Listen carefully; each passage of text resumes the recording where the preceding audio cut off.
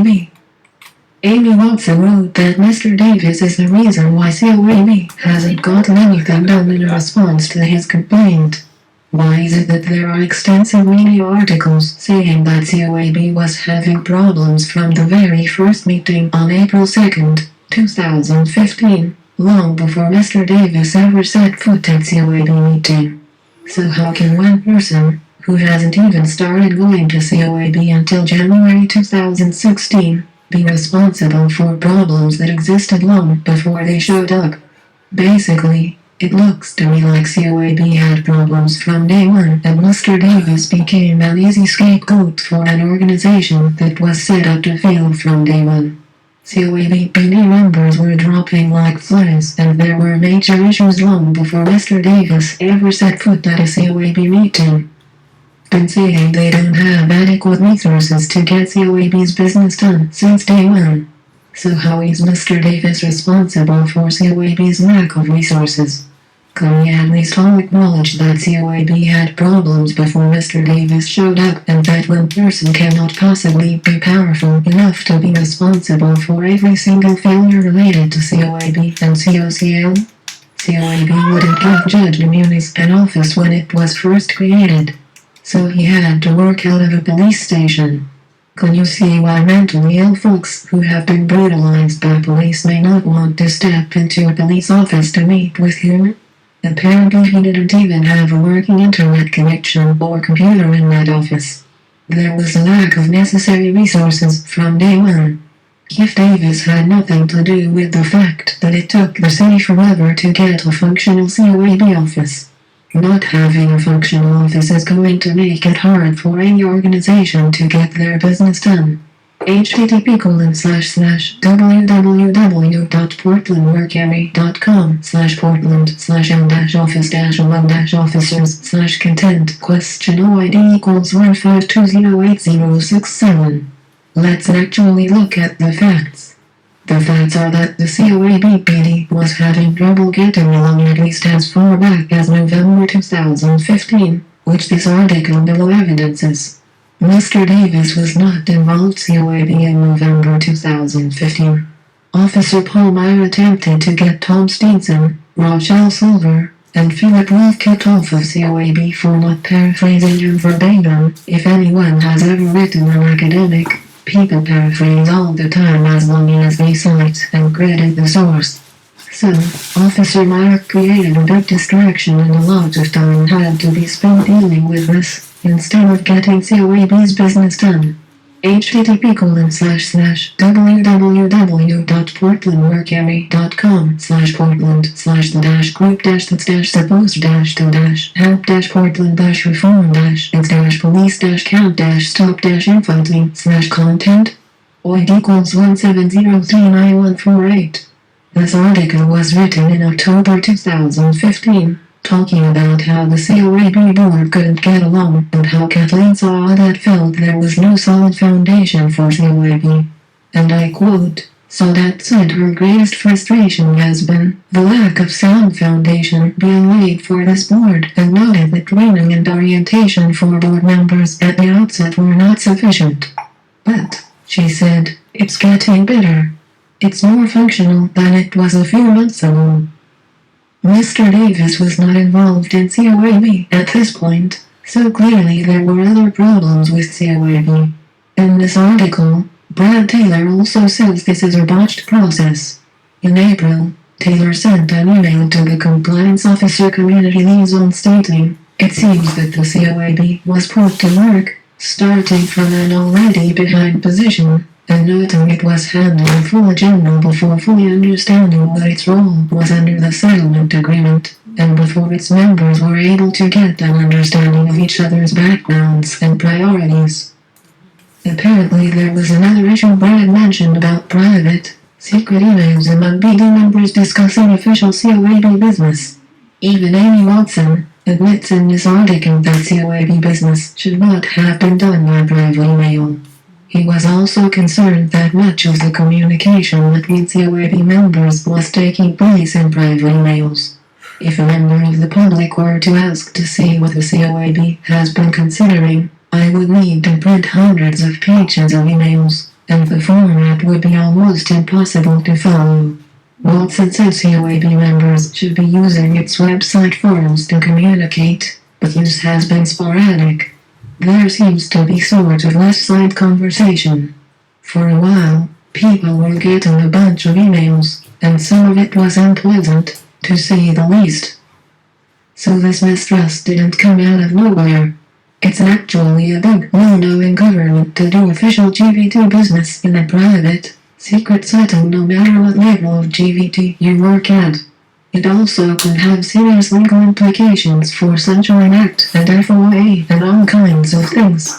Why is it that there are extensive media articles saying that COAB was having problems from the very first meeting on April 2nd, 2015, long before Mr. Davis ever set foot at COAB meeting?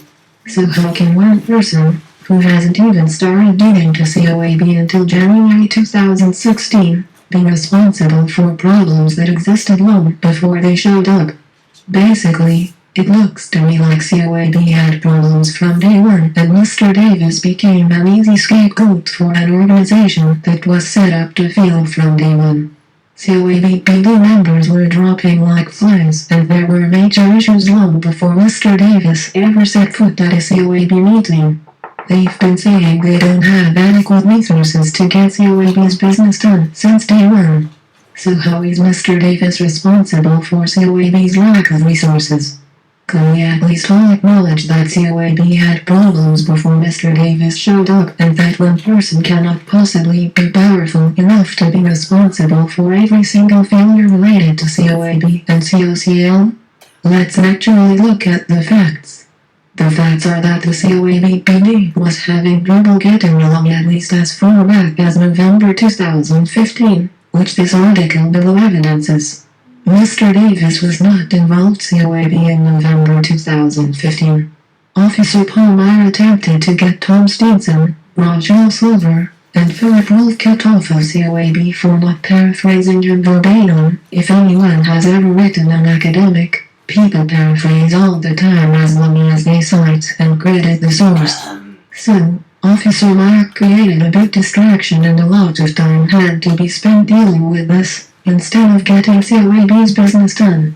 http://www.portlandmercury.com/portland-group-the-suppose-the-help-police-count-stop-infighting/content oid=170391148. This article was written in October 2015. Talking about how the COAB board couldn't get along and how Kathleen Saad had felt there was no solid foundation for COAB. And I quote, Sadat said her greatest frustration has been the lack of sound foundation being laid for this board, and noted that training and orientation for board members at the outset were not sufficient. But, she said, it's getting better. It's more functional than it was a few months ago. Mr. Davis was not involved in COAB at this point, so clearly there were other problems with COAB. In this article, Brad Taylor also says this is a botched process. In April, Taylor sent an email to the compliance officer community liaison stating, it seems that the COAB was put to work, starting from an already behind position, and noting it was handed a full agenda before fully understanding what its role was under the settlement agreement, and before its members were able to get an understanding of each other's backgrounds and priorities. Apparently there was another issue Brad mentioned about private, secret emails among BD members discussing official COAB business. Even Amy Watson admits in this article that COAB business should not have been done by private email. He was also concerned that much of the communication between COAB members was taking place in private emails. If a member of the public were to ask to see what the COAB has been considering, I would need to print hundreds of pages of emails, and the format would be almost impossible to follow. Watson said COAB members should be using its website forums to communicate, but use has been sporadic. There seems to be sort of left-side conversation. For a while, people were getting a bunch of emails, and some of it was unpleasant, to say the least. So these current issues of mistrust didn't come out of nowhere.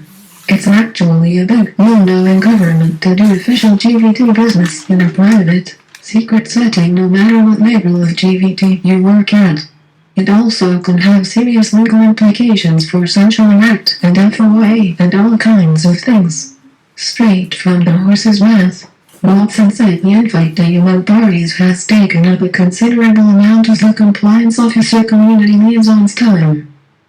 This infighting she speaks of was taking a lot of COCL time and preventing them from getting their business done, and it didn't have anything to do with Mr. Davis. http://news.streetwits.org/1013/y-r-su-many-members-board-calling-it-quits. So, there was also an objection to a private retweet, but this was objected to by Don Randleman. It had nothing to do with Mr. Davis. Can you see how private retweet create distrust? In a separate email, Commissioner Amanda Fritz defended closing the retweet to the public, noting that the City Council held a private meeting last year to discuss group dynamics. Oregon Public Meeting Law allows closed sessions under certain circumstances, including if the group refrains from making decisions or discussing public business. Even if something is legal to do, it can still create the appearance of impropriety. http://www.www.academic-news/2016/01/006/010/activist-complain-more-over-seeing-police-will-meet-in-just the Oregonian published an editorial quoting Houle Gordley. She says its lack of resources and interest by the mayor and commissioners that is causing COAB to be ineffective and not get its business done. Since convening in February 2015, board members have complained about insufficient training and education from city officials to orient the citizen volunteers in how to do their work, adhere to public meetings law and other requirements. They criticized a lack of engagement and interest from Mayor Charlie Hales, who serves as police commissioner, and from Police Chief Larry Odie, who has yet to sit down with the board despite a requirement for twice yearly meetings. There's nothing that signals this work is a priority for the mayor and the chief, said Houle Gordley, a former state senator who serves on the oversight panel and called for the temporary suspension of work. How was any of what Houle Gordley mentioned anything that Mr. Davis has any influence or control over? It seems like everyone is just looking to point a finger elsewhere, instead of looking at what they could have done themselves to make this better. Is it such a hard thing to admit you aren't perfect and could have done something? http://www.oregonlive.com/opinion/index.ssf/2016/006/citizens_panel_report.html. No one human being could possibly control Judge Simon, COCL, COAB, USDOJ, PPB, and every City of Portland employee. One community member, who has no power or authority over COAB, cannot possibly be responsible for all of the reasons that COAB hasn't been able to get their business done. If Mr. Davis is really that powerful that he can control this entire operation and is the sole factor in determining whether COAB accomplishes anything, then he is the most powerful human I have met, and you probably should be paying him to do something for you. Can we all agree that this has been a poorly managed, grossly over-budget experiment that has produced few, if any, tangible changes to the Portland Police Bureau?